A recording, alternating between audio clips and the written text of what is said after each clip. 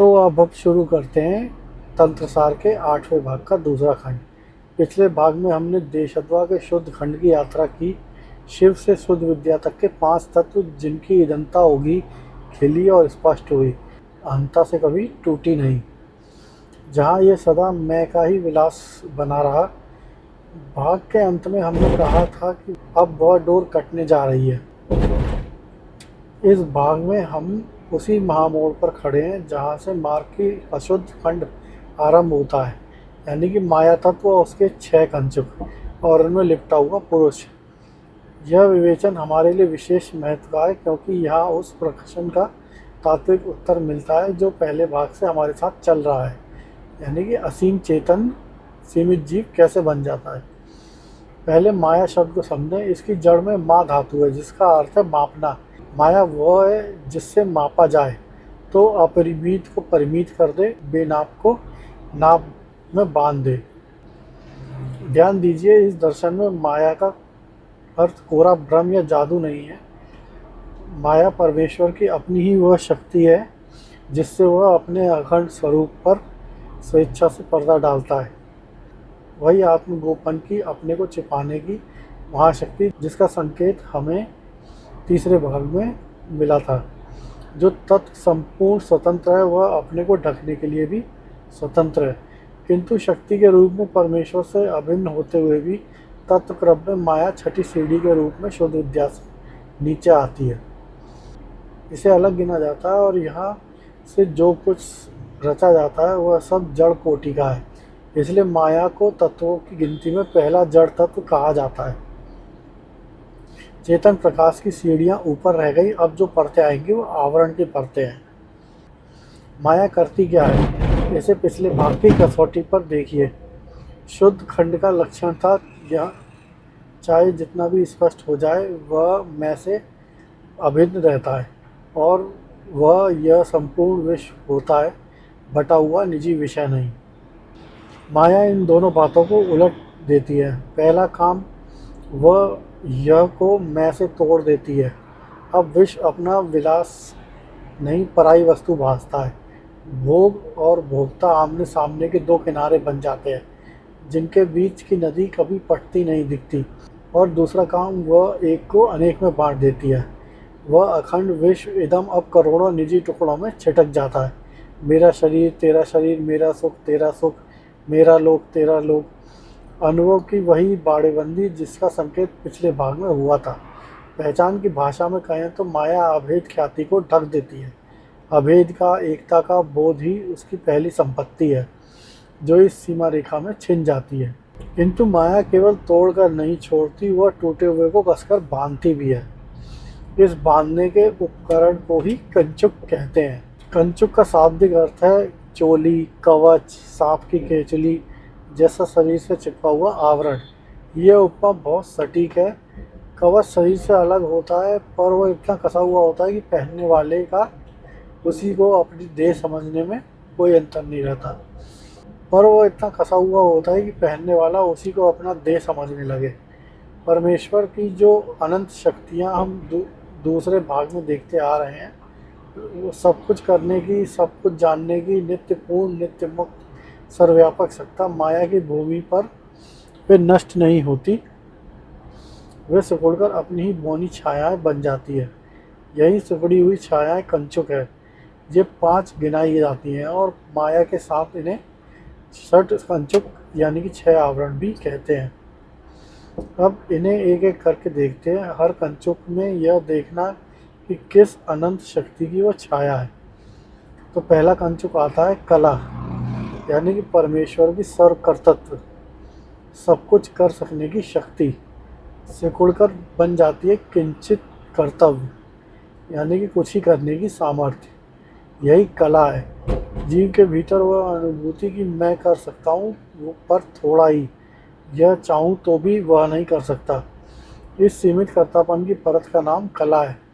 यहाँ एक सावधानी आवश्यक है कि यह कला वह कला नहीं है जो देशवंता की 5 सीढ़ी के रूप में पिछले भाग में आई थी, जिसका विन्यास अगले भाग में आएगा। शब्द एक है, अर्थ 2 है। वहाँ कला का अर्थ है तत्व समूह को समेटने वाली व्यापक अंश शक्ति। यहाँ कला का अर्थ है कर्तव्य को सीमित करने वाला आवरण। प्रसन्न के अर्थ को पहचान के देखेंगे। तो फिर दूसरा कंचुक यानी कि विद्या। परमेश्वर का सर्वज्ञता, सब कुछ जानने की शक्ति सिकुड़कर बन जाती है किंचित ज्ञत्व, यानी कि कुछ ही जानने सकने वाली क्षमता। यही विद्या कंचुक है। जीव जानता तो है पर टुकड़ों में। एक विषय पकड़ता है तो शेष छूट जाता है। आज जानता है कल भूल जाता है। यहाँ भी वही सावधानी। यह विद्या शुद्ध विद्या नहीं है। शुद्ध विद्या पांचवा शुद्ध तत्व है, जहाँ भेद के ज्ञान में भी अभेद विराजता है, जबकि यह विद्या कंचुक ज्ञान को छोटा करने वाली परत है। नाम की समानता में यह सूत्र है कि जड़ एक ही शक्ति है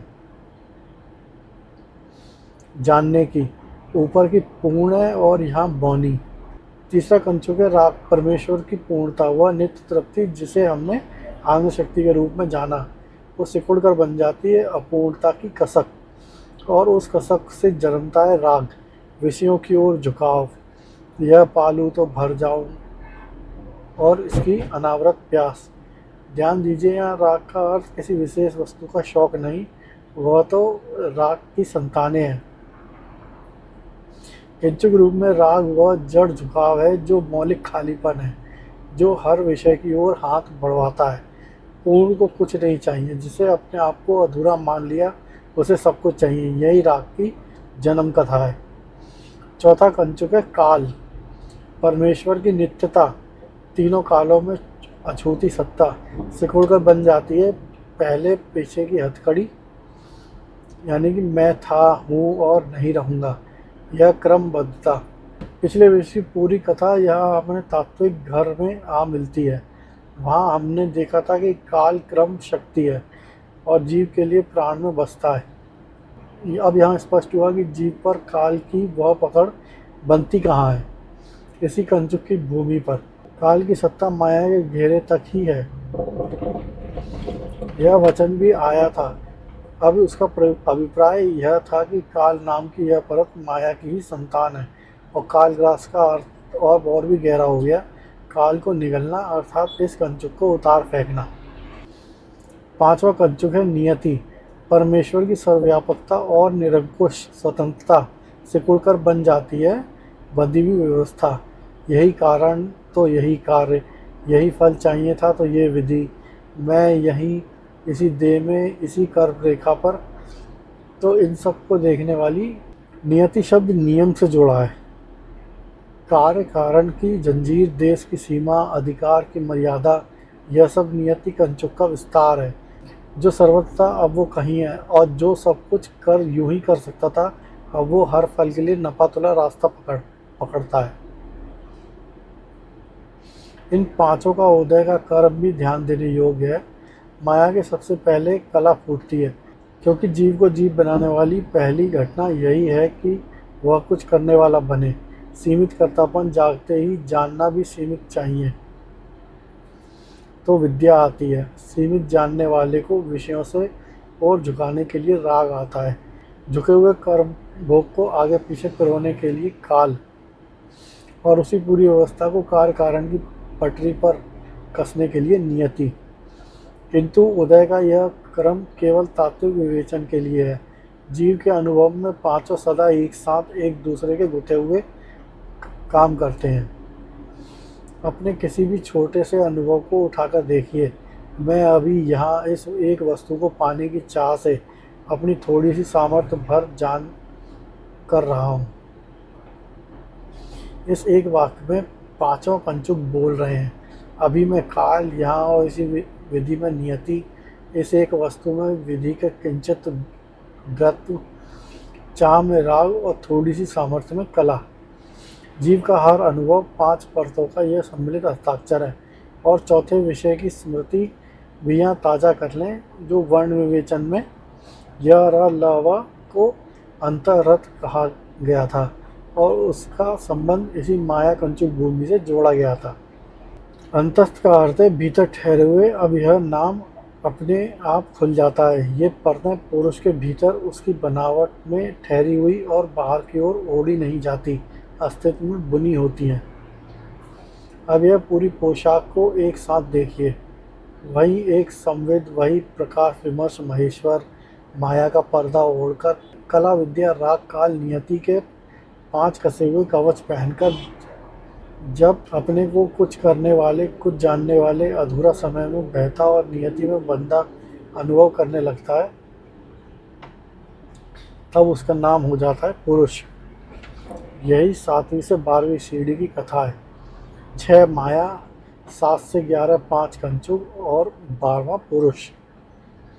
पुरुष अर्थात वही अणु, वही सीमित प्रमाता जिसकी चर्चा पहले भाग से चल रही है। और अब पहले भाग का वह गुण वचन भी पूरी तरह खुल जाता है।